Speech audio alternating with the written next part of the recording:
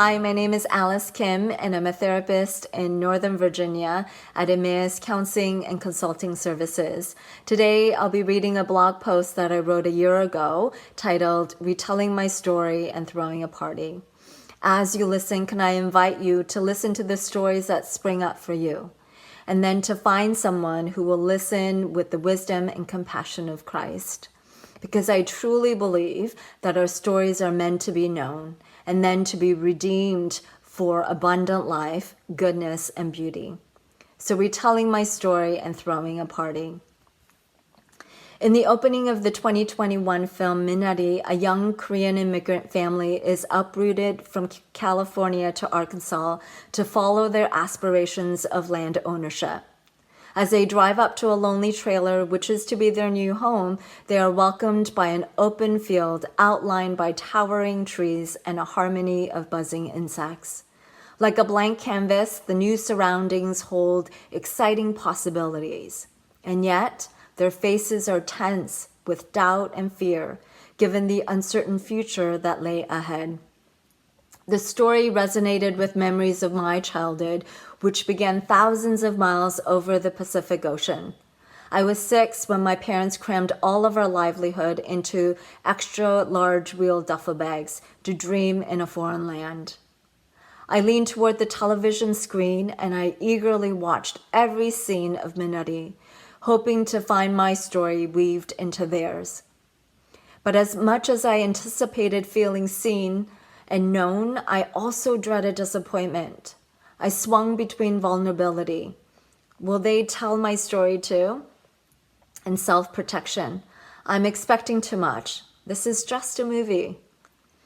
Because of my fraught relationship with my grandmother, I naturally looked to David, a 7-year-old living with his grandmother. I looked to him to be my spokesperson. As I watched the elderly and the young navigate the clashing tides of generational and cultural differences, I waited for relief and comfort to blanket me, but it didn't come. Instead, I gasped in surprise. The moment was subtle and easy to miss, and yet it screamed at me.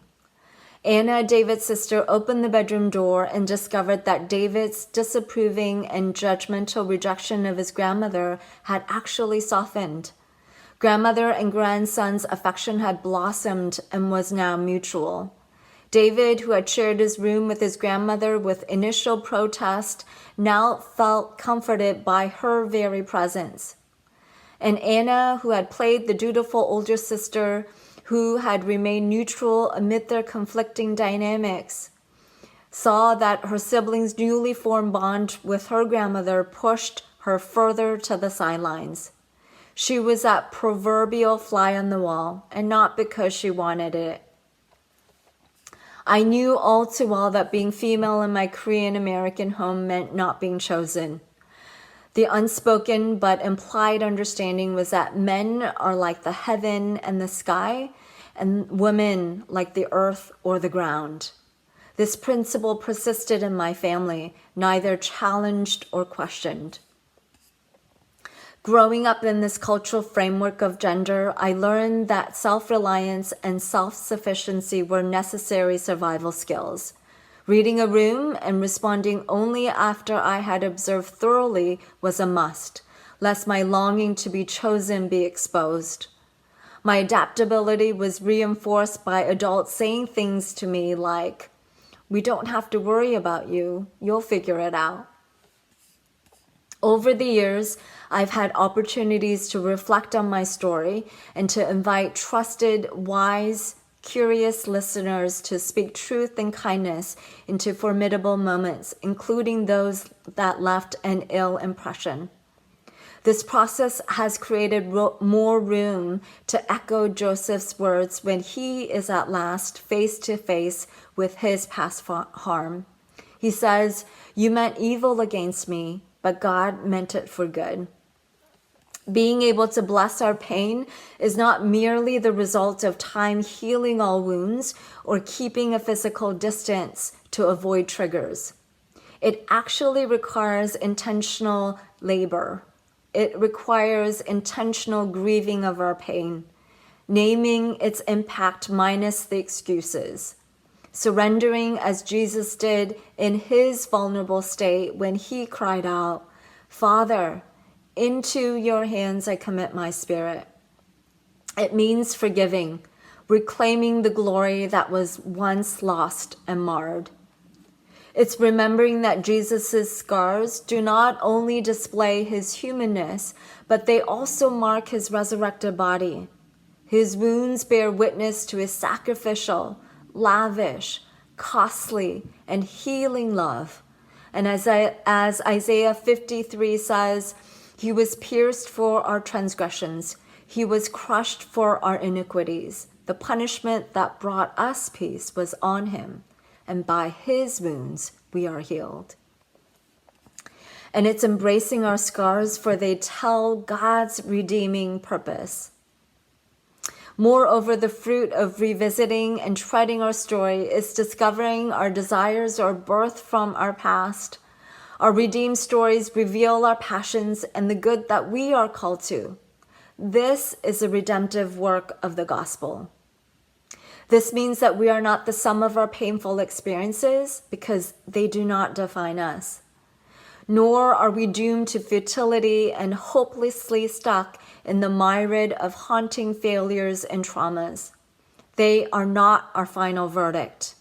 They, however, become the burdens and concerns that compel us. They are the battles that we are willing to fight.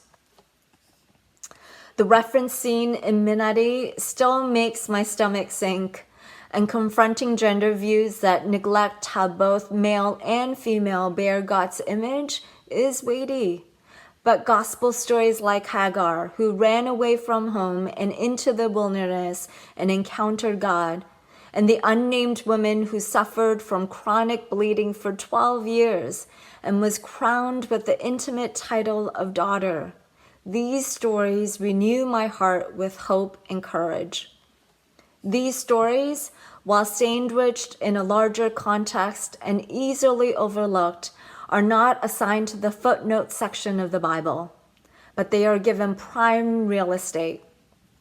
Furthermore, their lives are far from hidden. Instead, they are seen, chosen, pursued, esteemed, restored, and in their own voice, they tell of redemption. Last fall, I hosted a fair trade party to join other women in retelling the stories of some amazing artisans. All purchased items from the party support artisans locally and abroad to receive a fair wage. That wage will empower them to care for themselves and their families, as well as to restore dignity and pride to their work.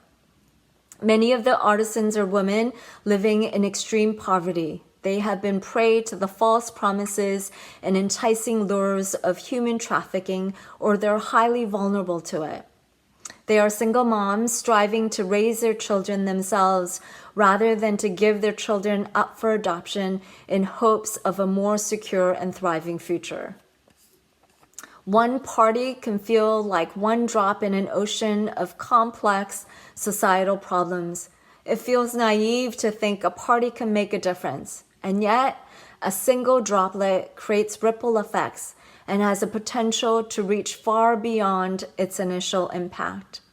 One party matters because it acknowledged the human journey and grieves that tragedies and heartache are not the way it's supposed to be. Moreover, it honors the price of resiliency.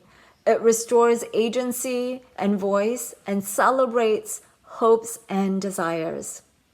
Furthermore, our redeemed stories testify of a God who graciously and mercifully bestows a beautiful headdress instead of ashes, the oil of gladness instead of mourning, the garment of praise instead of a faint spirit, that we may be called oaks of righteousness, the planting of the Lord, that he may be glorified.